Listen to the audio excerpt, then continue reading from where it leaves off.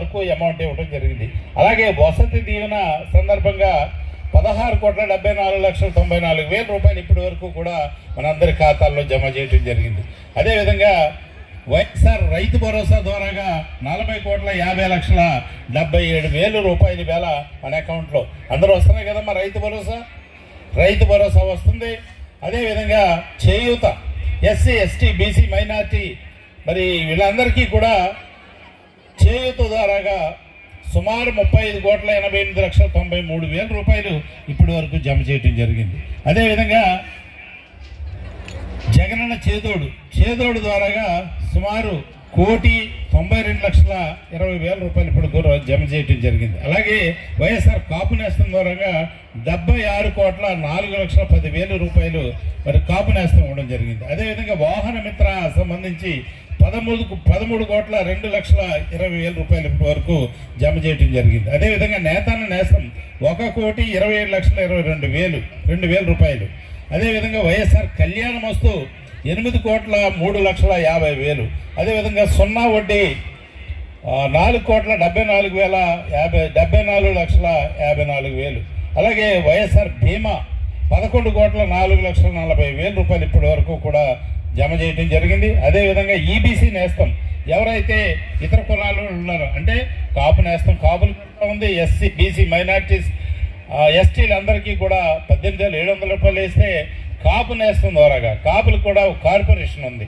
కాపు corporation ద్వారాగా గత ప్రభుత్వం 2,000 కోట్లు ఇస్తే సంవత్సరానికి ఆ 2 కోట్లు కూడా ఎవరైతే పెత్తందారులు ఉంటారో వాళ్ళు మాత్రమే లోన్ తీసుకోవడం జరిగింది.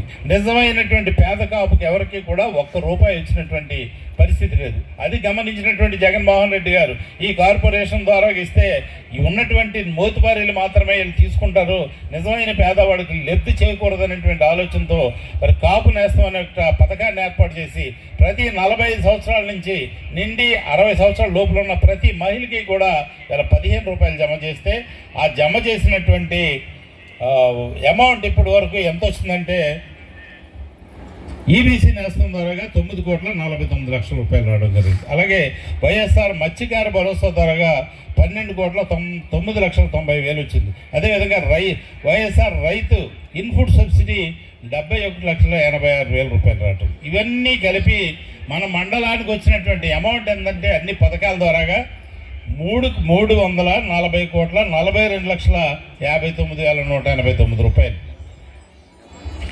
ఎక్కడైనా అసలు చూసామా ఇది ఒక మండలానికి?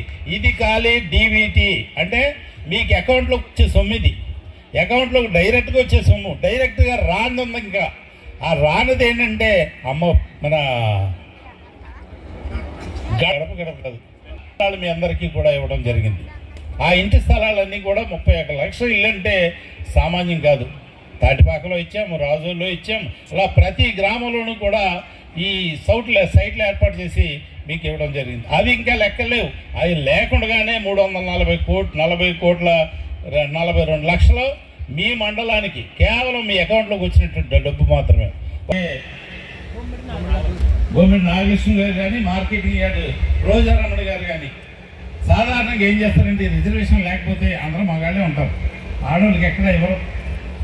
ఆడవాళ్ళకి ఇవ్వడానికి ఒప్పుకోరు, అతనే ఉంటాడు పదవులో. కానీ తప్పనిసరి పరిస్థితుల్లో అతడు నాకు ఓటేనమ్మా నేను వచ్చినప్పుడు అది చేస్తాను ఇచ్చేస్తానని చెప్తాడు. కానీ ఇతనేం అడుగుతున్నాడు, నేను 5 సంవత్సరాల్లో మీకు మేలు చేశానని తెలిస్తేనే అది మీరు నమ్మితేనే నాకు ఓటేనని అడుగుతున్నాడు.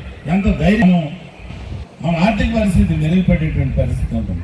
ఎందుకంటే జగన్మోహన్ రెడ్డి లేకపోతే ఈ పథకాలు ఏమీ ఉండవు, ఎవడో ఇవ్వలేడు, ఎవడో సమర్థుడు కాదు, వాళ్ళ చుట్టాలు వాళ్ళు దోసుకోవడానికి సరిపోతుంది. కానీ నిజమైన పేదవాడికి లబ్ధి చేకూరేటువంటి పరిస్థితి లేదు. ఉంది అంటే ఒక జగన్మోహన్ రెడ్డి గారు